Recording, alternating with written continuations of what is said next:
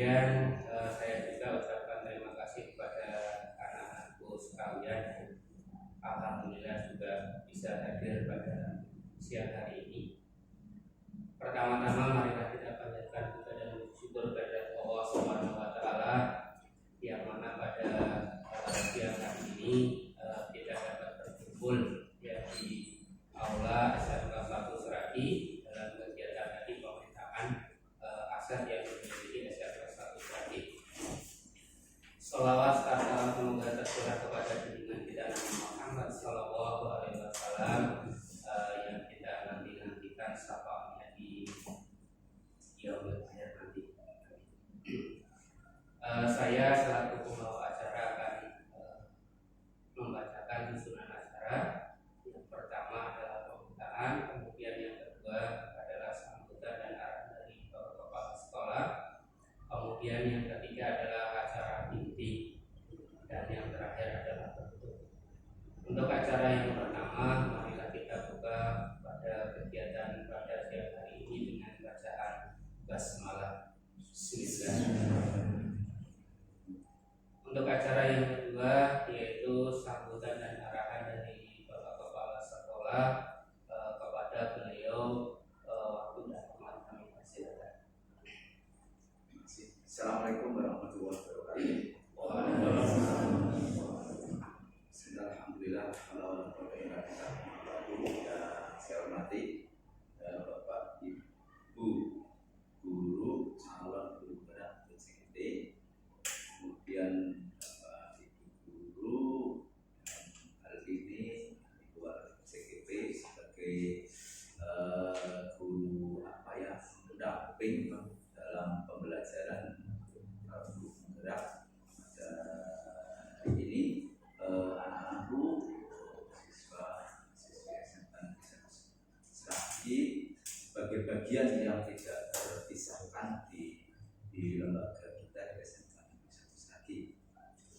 Mari bersama kita selalu mengajarkan syukur di tengah-tengah kondisi alam kita lihat di lemak dan lain sebagainya. Itu hari ini bencana dan sebagainya. Alhamdulillah kita syukuri kita di sini dalam kondisi baik semuanya. Semoga Allah SWT selalu memberikan rahmat dan ridhonya kepada kita. Amin.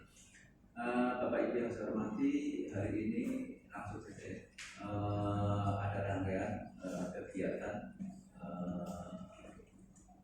kegiatan untuk teman-teman dari CGP, yaitu hari ini mengeksplorasi terkait dengan pemetaan aset. Saya sebagai pimpinan di sini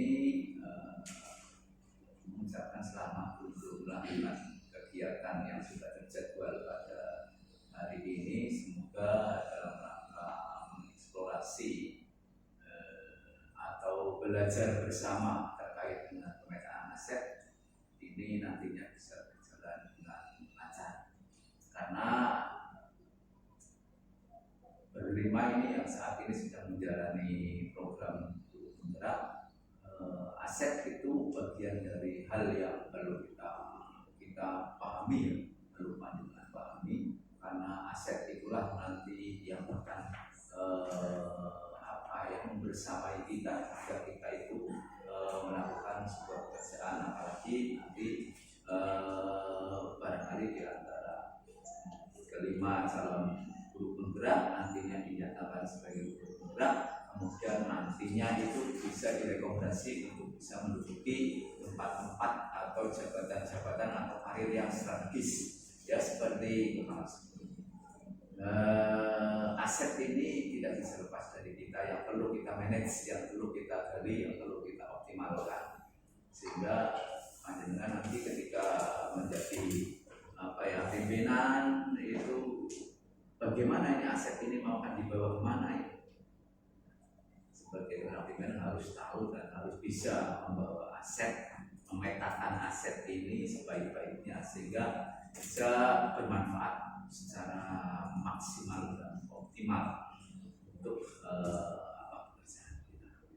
Saya kira itu sementara pengantar dari saya. Sekali lagi selamat. saya belum tahu ini posisinya ini mau seperti apa settingannya. Saya ini posisinya juga seperti apa nanti bagaimana. Ini barangkali teman-teman juga belum tahu ini mau diapakan ini. Saya kira itu, terima kasih. Barangkali nanti sebelum dilanjut ada gambaran biar teman-teman itu ada apa ya, ada pemasangan kita gunakan di sini. Atau barangkali setting-settingnya sudah, saya tidak tahu, tapi saya belum. Terima kasih. Assalamualaikum warahmatullahi wabarakatuh. Ya, terima kasih kepada Pak Haji yang sudah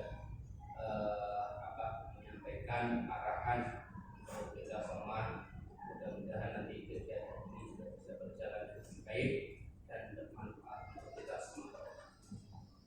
Untuk acara yang selanjutnya, sebelum acara tersebut, sekelumit bahwa kegiatan pada siang hari ini adalah pemetaan aset. Jadi nanti aset apa saja yang dimiliki di sekolah, ya, dan bagaimana aset itu bisa kita manfaatkan sebagai pembelajaran, ya, memaksimalkan baik guru maupun siswa ini adalah tidak lagi kita itu membahas tentang kekurangan yang kita miliki, tapi adalah bagaimana yang kita miliki itu adalah sebagai sumber kekuatan kita dalam kegiatan pembelajaran itu. Untuk lebih jelasnya, untuk acara yang ketiga nanti pemaparan akan disampaikan oleh Linda. Waktu dan tempat kami persilakan.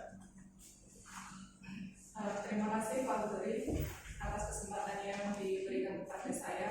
Sebelum kita memulai diskusi tentang pemetaan aset, alangkah lebih baiknya kita tahu terlebih dahulu aset. Yang dimaksud dengan aset di sini itu apa saja, Bapak Ibu dan kami ini. Oke. Sebelum itu, kita harus berpikiran bahwa sekolah ini adalah sebagai sebuah ekosistem. Yang namanya ekosistem berarti di situ ada sebuah tata interaksi antara makhluk hidup dan makhluk yang tidak hidup dalam sebuah lingkungan. Di sini lingkungan tertentu yang dimaksud adalah lingkungan sekolah. Sekolah sebagai ekosistem, tentunya di sebuah sekolah juga ada sebuah bentuk interaksi antara faktor biotik atau unsur hidup dan abiotik atau unsur yang tidak hidup,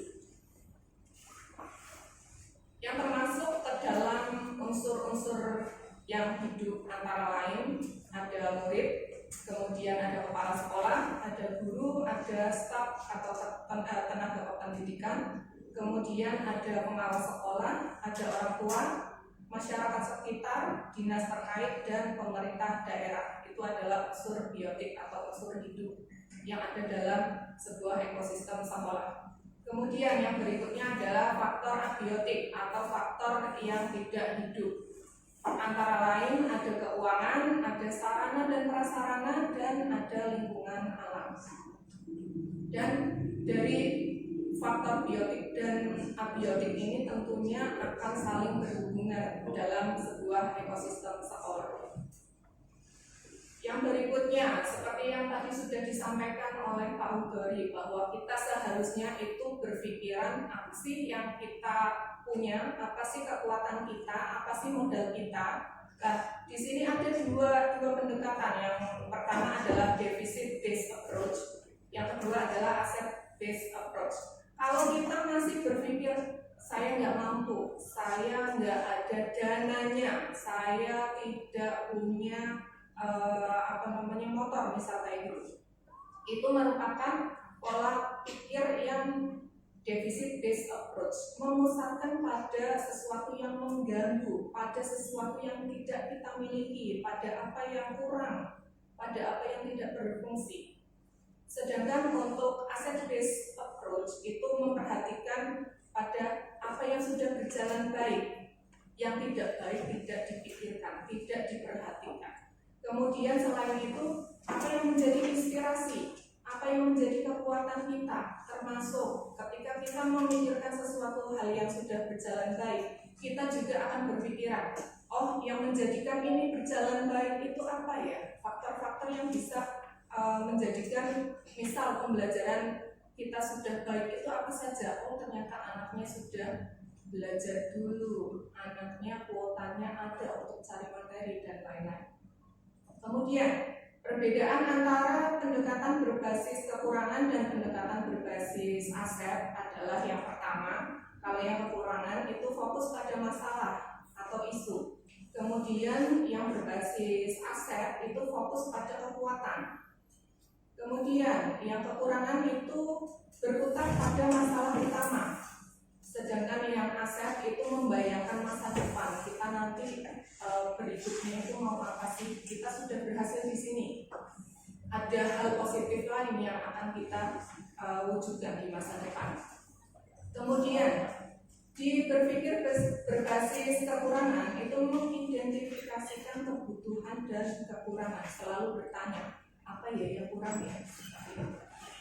Kalau yang berbasis aset itu memikirkan kesuksesan, kita sudah meraih kesuksesan. Misal saya contohkan murid-murid misal belum ranking 1 nih, tapi sudah masuk ke 10 besar kelas.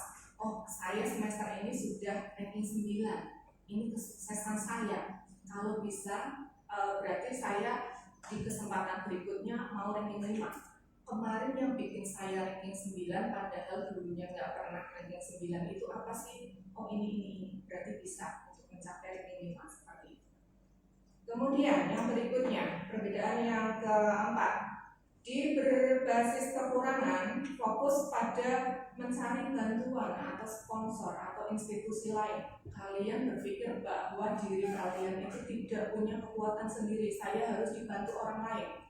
Sedangkan dalam berbasis aset, pendekatan berbasis aset, itu lebih mengorganisasikan kompetensi yang ada, sumber daya yang ada. Oh, saya ternyata bisa belajar dengan enjoy ketika sambil mendengarkan musik. Ya udah, itu berarti yang dinaikkan, yang dipakai untuk belajar kamu. Kemudian yang berikutnya, merancang program atau proyek untuk menyelesaikan masalah. Ini untuk yang berbasis pada kekurangan. Sedangkan yang berbasis pada aset itu merancang sebuah rencana berdasarkan visi dan kekuatan. Jadi tujuannya sudah ditentukan dari awal. Kita maunya begini, kemudian dicapai. Tidak kok tadinya misal ranking 1 lotrok jadi ranking 5, berarti mengejar ketertinggalan itu enggak seperti itu. Kemudian yang perbedaan yang terakhir, mengatur kelompok yang dapat melaksanakan proyek, berarti hanya memanfaatkan orang-orang yang kelihatannya sudah mampu untuk melaksanakan pekerjaan gitu ya. Untuk yang berbasis aset, ini melaksanakan rencana aksi yang sudah diprogramkan dan pelibatan orangnya bisa siapa saja, tidak harus yang sudah terbiasa jadi panitia misalnya. Kemudian setelah tadi sedikit dari apa yang saya sampaikan, saya punya 2 pertanyaan. Yang pertama, apa yang Anda ketahui tentang aset atau modal atau kekayaan sekolah? Kalau tadi kan saya nyontohkannya kan dari sisi pribadi. Sekarang kira-kira apa sih yang dimaksud dengan aset atau kekayaan sekolah? Satu dari Bapak Ibu, satu dari siswa ya. Menurut Bapak Ibu dan para siswa, apa sih yang dimaksud dengan aset sekolah? Yang dimaksud dengan kekuatan, kekayaan, modal sekolah itu apa?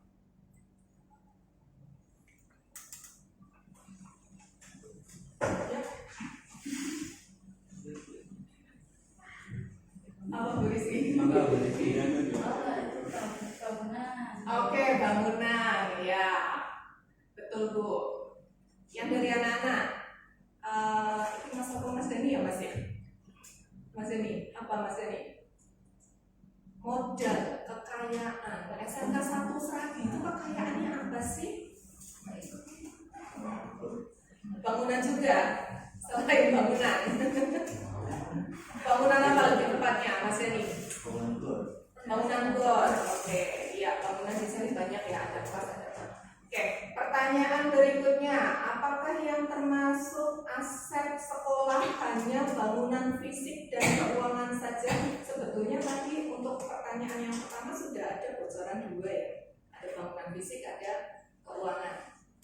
Kemudian pertanyaan selanjutnya, pertanyaan yang kedua, kekayaan SMK 1 Serabi itu apakah hanya bangunan fisik dan keuangan saja?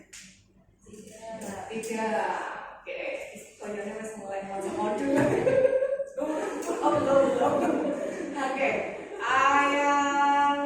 yang murid cewek ya.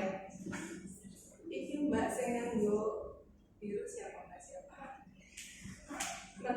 Menurut kamu Mbak, kekayaan SMK 1 Serabi itu hanya bangunan fisik dan keuangan saja atau ada yang lain? Ada yang lain, bisa kasih contoh? Kalau ada, kalau di luar kalau ada organisasi itu meminta dana. Oh gitu, bukan organisasinya, tapi organisasi meminta dana. Oke, kalau kamu menyebutkan organisasinya malah, ya itu termasuk aset yang dimiliki oleh SMK 1 Serabi. Oke, sudah sedikit ada bayangan kayaknya. Oke, yang berikutnya ini semua adalah aset yang dimiliki oleh sebuah sekolah, tidak hanya SMK 1 Serabi ya. Ternyata SMK 1 Serabi ini punya 7 model utama. Ini diambil dari teorinya Green dan Haynes ya. Yang pertama itu ada modal manusia, yang kedua ada modal sosial. Manusia tadi ya jelas ya, Bapak Ibu guru murid itu yang faktor biotik itu masuk ke dalam modal manusia. Kemudian yang ketiga adalah modal politik, yang keempat adalah modal budaya dan agama, yang kelima modal fisik, yang keenam modal lingkungan atau alam, dan yang ketujuh adalah modal finansial. Untuk penjelasannya, yang pertama modal manusia. Modal manusia adalah sumber daya manusia atau SDM yang berkualitas. SDM yang berkualitas yang bagaimana? Yang mempunyai pengetahuan, kecerdasan, keterampilan yang ada di komunitas, di masyarakat, dan di lingkungan sekitar. Siapa saja, bisa siapapun ya, bisa siapapun. Kemudian yang kedua adalah modal sosial. Modal sosial bisa dalam bentuk norma atau aturan yang mengikat warga masyarakat. Di kita ada nggak sih aturan yang mengikat kita? Ada nggak? Ada. Oke. Nanti berarti di diskusi kalau Anda semua menemukan ada tata tertib ini, itu berarti masuk ke dalam modal sosial. Kemudian bisa juga dalam bentuk kelompok, komunitas, institusi, lembaga, asosiasi, dan sebagainya. Kalau tadi yang disampaikan oleh Mbak yang berbaju biru itu tadi ada organisasi apa, itu masuk ke modal sosial. Ambil jenjang dana ya. Yang berikutnya saya lanjut, modal yang ketiga yaitu modal politik. Modal politik ini berkaitan dengan kebijakan dan kekuasaan. Kemudian kemampuan kelompok untuk mempengaruhi distribusi sumber daya di dalam unit sosial. Sebagai contoh, kepala sekolah yang akan menggunakan wewenangnya untuk membuat kebijakan-kebijakan yang mengakomodir kepentingan warga sekolah dan peningkatan kualitas pembelajaran yang berpihak kepada murid. Misal, SK mengajar itu juga masuk ke dalam modal politik. Kemudian yang berikutnya, modal yang keempat, modal budaya dan agama. Modal agama ini bisa dalam bentuk tokoh agama, kemudian instansi atau lembaga, ritual keagamaan jelas ya. Kemudian pola relasi antar agama yang ada di lingkungan sekolah, itu untuk modal agama. Sedangkan untuk modal budaya merujuk pada hasil cipta dan karya manusia yang unik yang lahir dari serangkaian ide, gagasan, norma dan perilaku serta benda. Ini untuk yang muda ya. Yang berikutnya modal ke berapa berarti? Berapa? 4 apa 5? 5 ya. 5. Modal kelima, modal fisik tadi yang sudah disampaikan baik Bu Rizky maupun Mas Dani. Modal fisik itu berupa bangunan. Bangunannya bagaimana? Yang bisa digunakan untuk apa? Untuk ruang kelas teori maupun praktek. Kemudian bisa juga lokasi melakukan proses pembelajaran. Proses pembelajarannya olahraga berarti bisa pakai bangunan fisik, gor ya tadi ya, atau lapangan juga bisa. Kemudian selain bangunan itu juga bisa berupa infrastruktur dan sarana prasarana. Kalian anak TKR berarti mobil masuk ya, bengkel masuk ya. Kemudian yang berikutnya, yang keenam, lingkungan atau alam. Yang dimaksud dengan modal lingkungan atau alam adalah potensi yang belum diolah, mempunyai nilai ekonomi yang tinggi dalam upaya pelestarian alam dan juga kenyamanan hidup. Misal ada lahan yang terbengkalai tidak dimanfaatkan apapun, ternyata itu dihibahkan untuk SMK 1 Serapi buat nanam rosella kayak ini, ada ya. Kemudian yang berikutnya bisa berupa tanah untuk berkebun, danau atau empang untuk beternak. Kemudian bisa berupa semua hasil dari pohon seperti kayu, buah, bambu. Kemudian misalnya itu ada bunganya bisa dimanfaatkan, bunga juga bisa. Dan material-material lain yang bisa digunakan kembali. Berarti misalnya ada tong sampah, cat besar bisa diolah kembali, digunakan kembali, itu masuk ke dalam modal lingkungan atau alam. Terus yang terakhir adalah modal finansial. Modal finansial ini berupa dukungan keuangan yang dapat digunakan untuk apa? Membiayai proses pembangunan dan kegiatan. Nah, di sini konteksnya adalah sekolah, berarti digunakan untuk proses KBM, baik KBM di kelas maupun di daerah maupun yang lainnya. Keuangan berarti ya apa saja keuangan di sekolah itu sumbernya mana saja. Kemudian selain benar-benar berupa keuangan, ini bisa juga termasuk dalam bentuk tabungan, hutang, kemudian investasi, pengurangan dan pendapatan pajak. Ini yang penting banget di anak-anak di sini. Pengurangan dan pendapatan pajak bisa diikutkan ke dalam modal finansial itu. Kenapa? Karena misal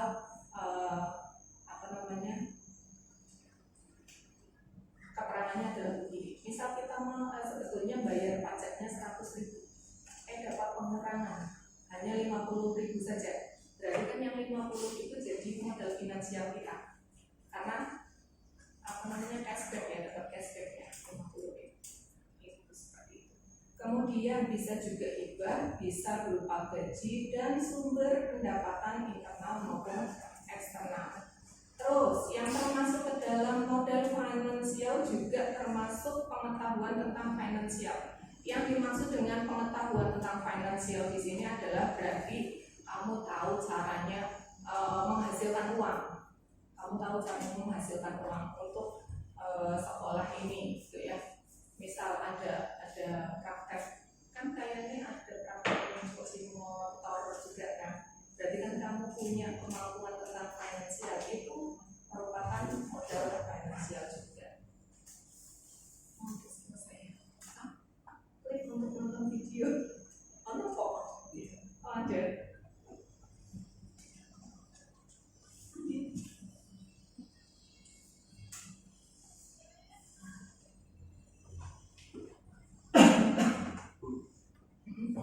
Saya kira ini kan tadi Pak Agus sudah menanyakan ini suruh ngapain. Oh iya. Langsung tahu. Oke. Nah, Jadi sebetulnya setelah saya presentasi ini, nanti kita berarti sama-sama berdiskusi yang termasuk ke dalam ini mau jadi diputar kan ya? Kiri benar-benar memang buat sebagai gambaran tadi penjelasan Mau dihitung kronologinya dulu apa diputarnya dulu Pak Asep? Ini yang non CGP. Oke, ya. Oke. Kronologisnya dulu berarti setelah mendengarkan tadi pemaparan saya sekilas itu nanti kita akan berdiskusi tentang 7 aset yang dimiliki oleh SMK 1 Sragi. Jadi yang masuk ke dalam modal manusia itu apa saja, pemanfaatannya seperti apa, yang masuk ke dalam sosial apa saja, pemanfaatannya seperti apa, untuk tentunya untuk proses pembelajaran dan apapun kegiatan yang ada di SMK 1 Sragi. Jadi seperti itu sampai dengan modal utama yang ke-7 yang modal finansial. Bisa dibayangkan? Bisa ya? Berarti mohon bantuannya kepada yang ada di sini untuk membantu suksesnya kegiatan dari CGP ini. Artinya kan dengan diminta, ya misalnya harus ngerti bahwa itu tekon itu misalnya belum ngerti ya beneran ditekoke, karena ini mereka itu juga sebagai pembelajar, sebagai narasumber juga yang terima seperti itu. Jadi, termasuk siswa apa yang tadi disampaikan silakan bisa dikomunikasikan. Boleh lanjut.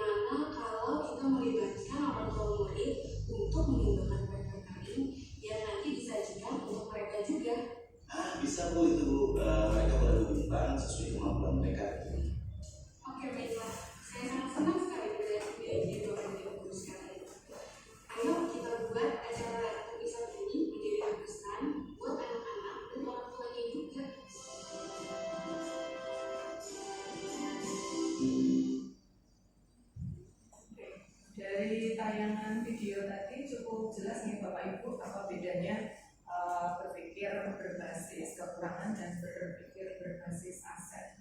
Nah, yang berikutnya berarti kita langsung saja pada diskusi pemetaan aset.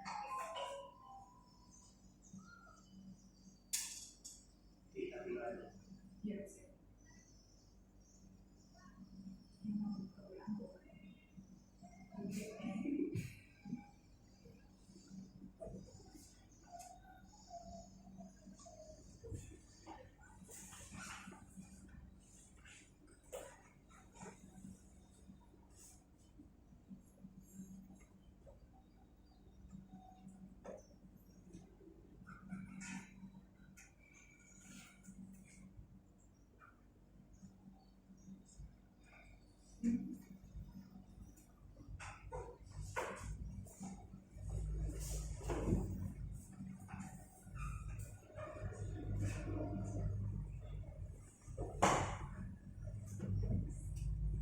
Baik Bapak Ibu dan Mas sama Mbak ya, terima kasih atas kehadirannya.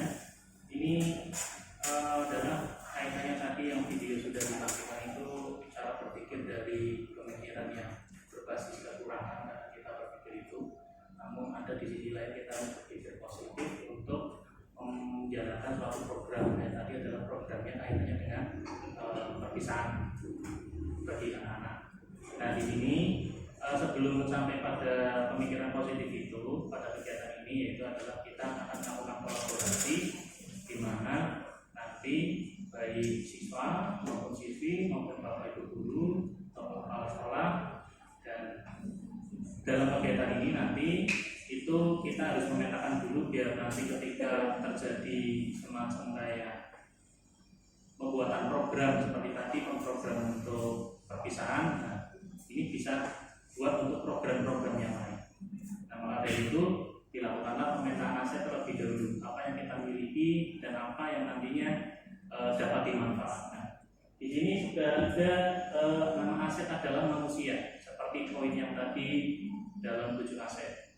Nah, di sini poin aset manusia ini berarti adalah ruang lingkup yang ada di sekolah kita. Nah, ini berarti ada kepala sekolah, ya. Kemudian ada bapak guru dan ada juga siapa lagi bapak ibu? Siswa, ya, guru. Kemudian TU, Tendik. Kemudian tadi apa kali kan? Orang tua ya. Orang tua. Nah, ini adalah kaitannya dengan aset yang kita miliki di sekolah. Nah, jadi dalam proses pemetaan ini tujuannya nanti biar kita harus bisa berpikir positif kaitannya dalam pembentukan program agar bisa berjalan berdasarkan pemikiran yang positif. Nah, di sini kaitannya dengan bentuk-bentuk asetnya, ya, nanti saya ambil contoh kepala sekolah nanti memanfaatkan asetnya yaitu dengan cara kaitannya dengan pertanggungjawaban, gitu ya Pak? Iya.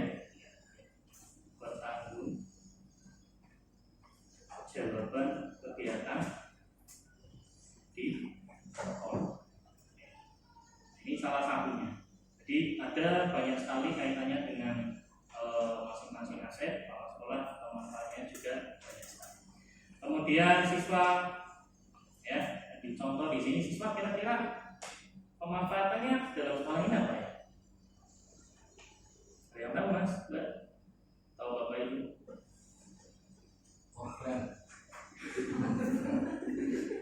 Objek ya berarti ya.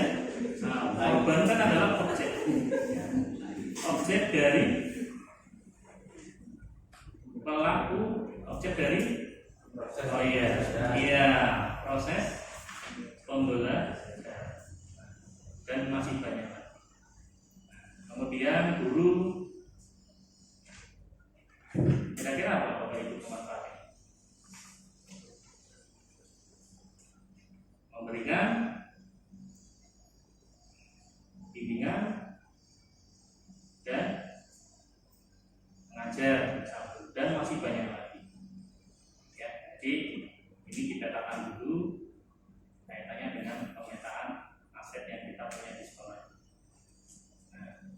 kemudian cara pengelolaannya mungkin biar aset tersebut dapat meningkat kemampuannya. Kira-kira kalau dari segi siswa apa mas? Siswa biar bisa meningkat kemampuannya belajar, ya. Kemudian apa lagi? Program magang di dunia usaha. Oke ya, ini adalah contoh kaitannya dengan pemetaan asetnya, jadi biar bisa dilihat. Nah, kemudian kita lanjut ke aset yang sosial. Ya, kita sebagai manusia tidak jauh dari kegiatan sosial. Nah, seperti kalau kegiatannya di sekolah, sosialnya apa saja Bapak Ibu? PGRI, terima kasih. Nah, ini adalah bentuk aset. Ya. Oke. Kemudian mungkin ada lagi kalau dari NGMP, musyawarah guru mata pelajaran. Terus organisasi siswa, berarti di sini OSIS ya. Organisasi siswa. Dan masih banyak. Mungkin ada yang punya pandangan kira-kira untuk yang aset sosialnya apa saja, ini bisa disampaikan ulang-ulang.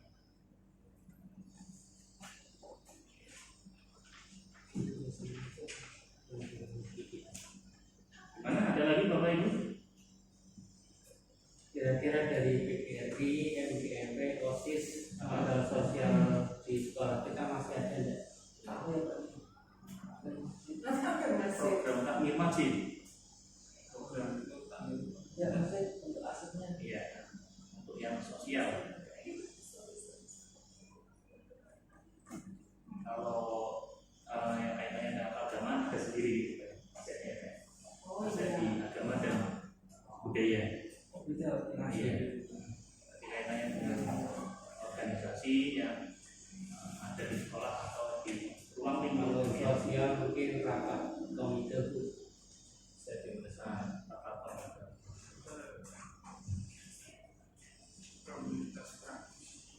Komunitas praktisi. Kemudian di SMK 1 Seragi kan ada teaching factory ya Pak ya, setiap masing-masing jurusan ya, itu juga banyak bisa dimasukkan. Teaching factory.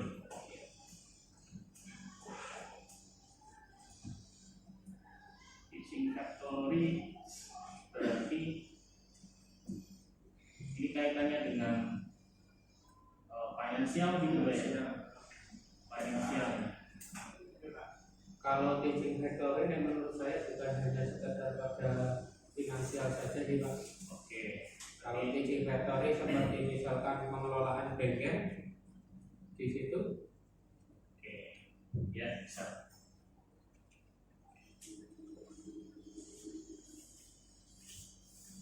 Kemudian kalau fisik tadinya apa saja ya? Apa saja mas? Ruang apa?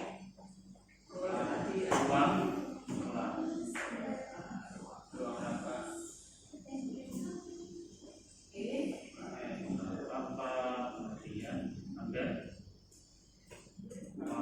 KF terus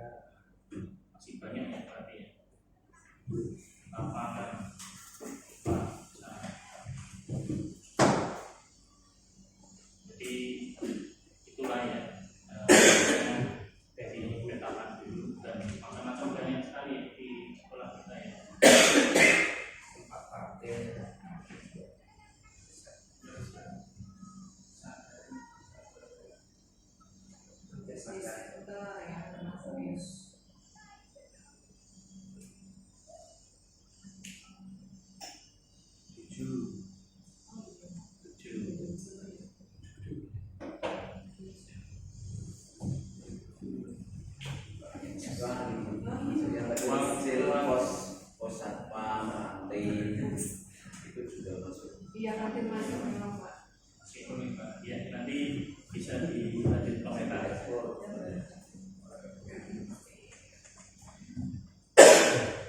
Sarapnya juga belum muncul. Sarapras ini yang untuk menunjang pembelajaran seperti jaringan internet, jaringan listrik.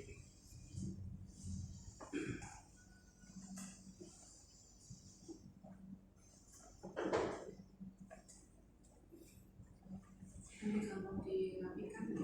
Iya.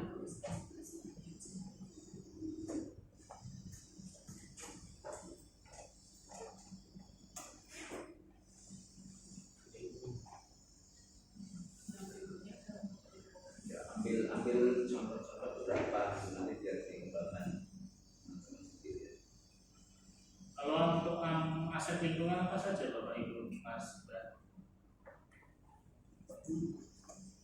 Sawah atau kebun, belakang itu ya belakang. Lingkungan berarti sawah, kebun, dekat dengan jalan Taman sekolah itu Taman. mungkin.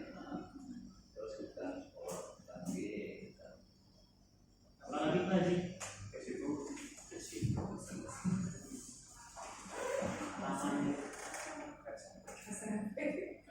sekolah, taman baca. Aduh, dihapuskan. Oh.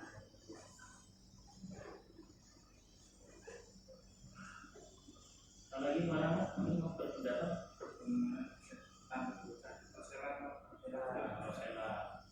Rosella. Iya. Oh iya, nah, tadi lingkungan sama anu ya alam itu ya. Iya.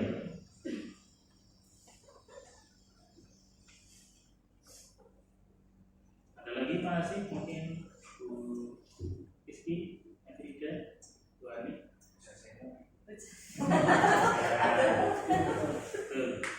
pusat keramaian. Hujan, pusat jajan serta ada.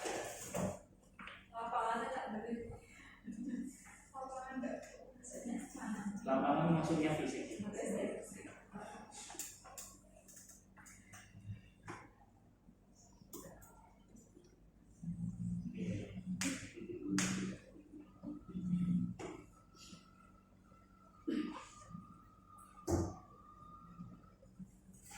Terus untuk kaitannya dengan finansial di sekolah kita apa aja ya? Selain basic factory dan kelas kewirausahaan. Oh iya, kelas wirausahaan. Jadi Mungkin jurusan akuntansi juga masuk situ Pak, karena kan pembukuan kan ada kaitannya dengan Kalau finansial berarti yang pokok berarti kita BOP sama bos ya. Oh, iya. Sama itu. Bos sama BOP. Itu yang sumber utama. Business center. masuk situ juga selain fisik.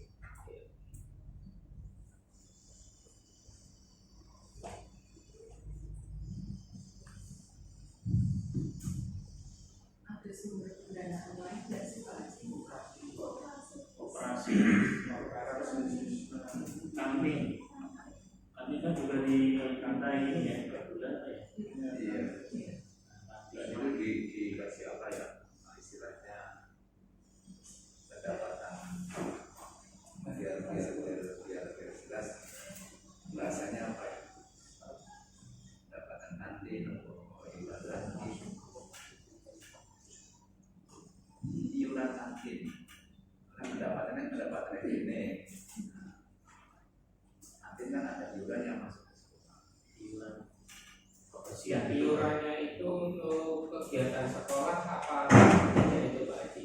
Dalam Iurannya itu untuk kegiatan sekolah atau tidak?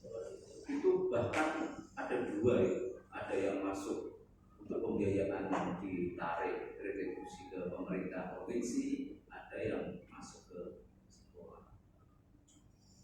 Ya berarti bisa dimasukkan. Artinya gini Pak Haji, saya menyatakan bahwa pada finansial ini kan artinya bahwa modal ini memang untuk kegiatan laporan sekolah seperti itu. Bahkan kemarin ada di tempat aman gitu ya, di suatu sekolah itu ada yang menyatakan bahwa pada sumber finansialnya ini adalah alumni Pak Haji. Ya, jadi polemik dari SMK negeri maupun SMK negeri itu kan berkaitan dengan kegiatan siswa yang memang kadang di BOP dan pos ini tidak tercover Pak Haji. Ya bisa. Jadi atau selama ini di SMK kita belum ada ya, sumber finansial yang alumni. Kemarin seperti itu dan digunakan untuk kegiatan seperti kemarin pada saat misalkan anak PKS itu yang berangkat ke Semarang itu dari uang-uang seperti itu Pak Haji. Tapi di sini nanti terlapornya adalah kegiatannya rutin karena di suatu sekolah ini ada reuni ya kalau lebaran reuni dan nanti dari sekolah pun memberikan laporan pertanggungjawabannya juga di situ. Bisa. Nah, itu paling tidak itu kalau memang seperti sini itu sudah memiliki ikatan alumni. Kan kita di sini belum punya ikatan alumni. Kemarin saya juga telusur ke bagian humas, kita belum punya ikatan alumni. Maka ketika kita belum punya ikatan alumni ya belum bisa untuk kita itu belum bisa dimasukkan ke finansialnya. Tapi kalau di sekolah-sekolah yang memang sudah ada ikatan alumni dan setiap setidaknya setiap tahun itu ada sumbangsi dari alumni ke sekolah tersebut yang bisa dimasukkan. Oke, dari komite juga ada Pak ya. Ya komite dulu ada peran serta masyarakat istilahnya. Masyarakat. Ya, sekarang tidak ada sumber finansial dari masyarakat. Ya. Tapi Posisi sekarang tidak ada BOP. Ya, sederhana itu masih ada Pak. Ya. Biasanya dari komite setelah dari masyarakat misalnya buat apa. Tapi untuk sementara berarti di kita itu hanya finansial ini ya Pak Haji ya. Inventory, koperasi siswa, iuran kantin, ibu center, BOP dan bos, kemudian kalau jurusan akuntansi apa? Bantuan pemerintah masuk. Pemilihan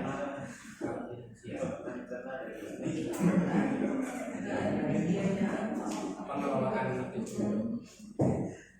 kemudian kelas Ini jelas karena memang kan ada beberapa kelas kewirausahaan yang hasilnya sudah diperjualbelikan ke bapak ibu guru dan hasil pendapatannya itu memang untuk kayak ngalangi dulu misal praktek dalam untuk bahan dan alat untuk prakteknya sudah habis ya pakai itu dulu. Bisa kita punya hasil dari kelas kewirausahaan. Kalau di soalnya apa?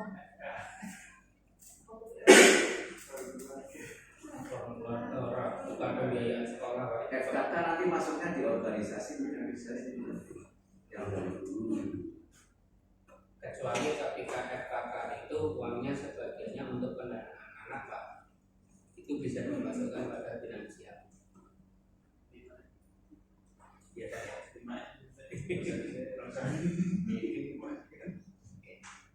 mungkin ini yang sepakat ya pada finansial ya. Untuk berkomunikasi waktu kita lanjut yang politik.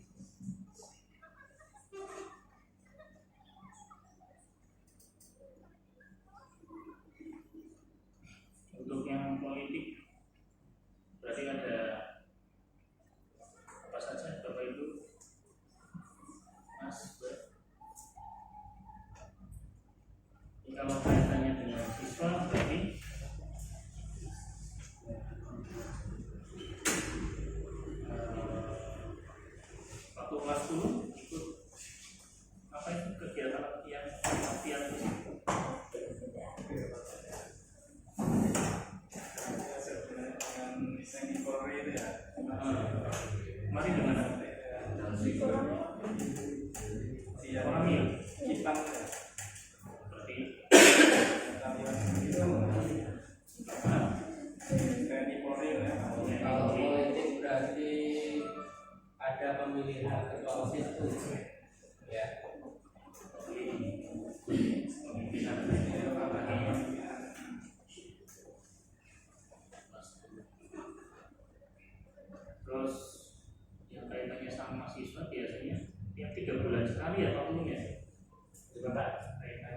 beasiswa Ya.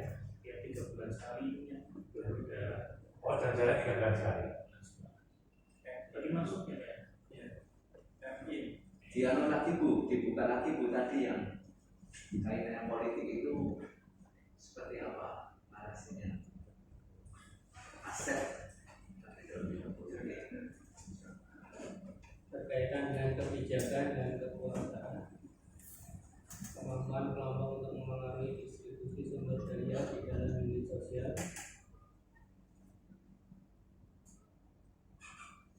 kemampuan kelompok untuk mempengaruhi distribusi sumber daya dalam unit sosial. Ini yang masuk kasih ke negara. ini aja berarti MOU Pak, MOU dengan PMI.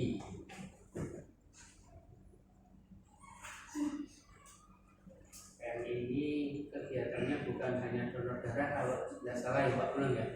Yang Ini untuk ada juga ada pelatihan ketika anak dapat dilatih itu yang tidak, kemudian kemarin yang penambah darah itu kan juga dari PMI. itu dari puskesmas. Iya, pelaksananya Puskesmas kami dari PMI. Memang sebenarnya alurnya itu kan dari PMI pusat, kabupaten itu merujuknya di Puskesmas pembina untuk PMR di pangkalan masing-masing.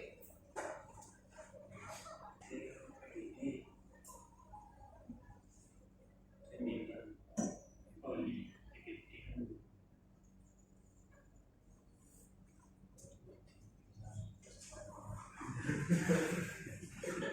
kalau pada batok Kemudian itu juga ada di Business Center kan, ya. Tahun ini kan itu juga MOU dengan Bank BNI. Kalau masih tidak aku masih kerjasama dengan BNI itu juga bisa dimasukkan pada politik.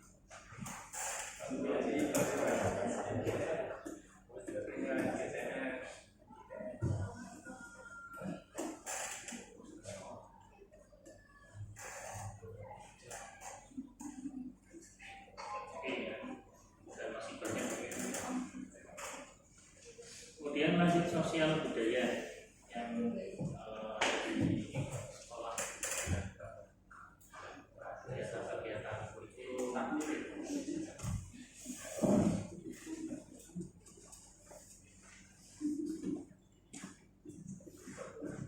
Ya sholat wajib berjamaah ibu rasa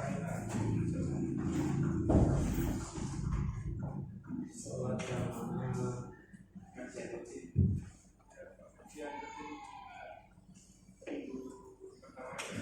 Pengajian detik dulu.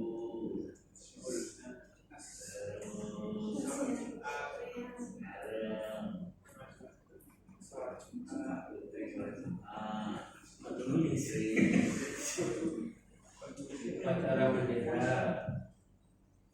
Budaya, sosial budaya. ya sosial budaya kan upacara bendera, kemudian P5 itu juga bisa dimasukkan. bulan literasi. Bisa.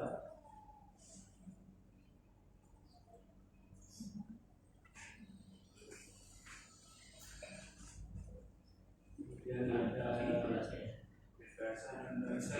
Literasi bulan bahasa. Iya, sama ya. Itu kan namanya literasi bulan bahasa. bukan bukan bukan kemudian ada ekstrakurikuler, Sekolahnya apa saja ya? Cerita di kota itu. ekstra juga ada Pak, ekskul gitu aja. Ekskul di kota.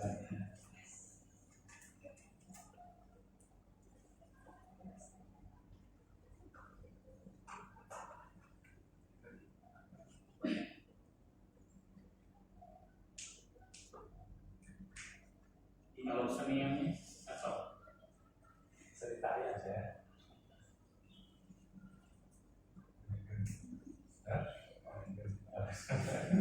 Dan itu juga masuk situ Pak, di ekstrakurikuler Pak. Ya masuk. Oh iya. Ya, seperti itu banyak. Kan biar semakin jelas ada di Iya. Dan nanti kan untuk keperuntukannya kan di situ mengembangkan potensi masing-masing. Iya.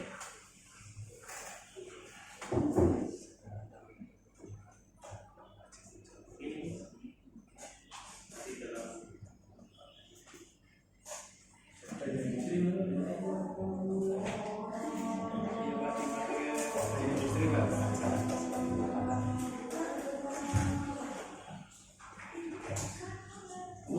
itu jadi budaya sekolah mas nanti budaya sekolah sekolah.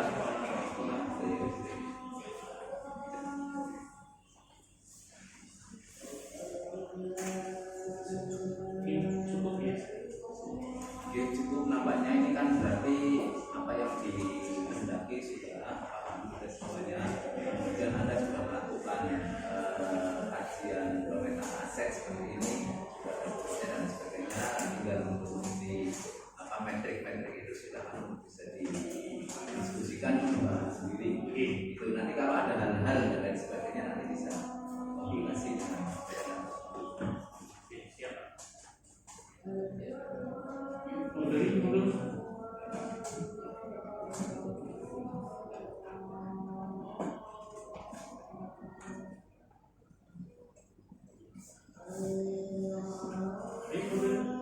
Cukup ya Bapak Ibu. Berarti tadi kita sudah berhasil memetakan ke 7 aset atau ke 7 modal utama yang dimiliki oleh Eksaminasi Serabi. Dari saya sekian, saya akhiri.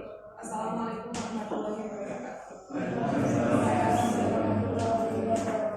Terima kasih Bu Linda. Nanti kita lainnya sekarang Bapak Ibu dan anak-anak sekalian bahwa kita tadi sudah memetakan ya, mungkin juga ada yang baru sadar oh ternyata yang kita miliki itu sangat banyak sekali gitu ya. Cuma di sini ada sesuatu yang harus kita pelajari, yaitu bagaimana cara mengoptimalkan ya aset yang kita miliki. Untuk acara yang selanjutnya adalah penutup. Marilah kita tutup pada kegiatan hari ini dengan bacaan basmalah. Bismillahirrahmanirrahim. Saya selaku pembawa acara mohon maaf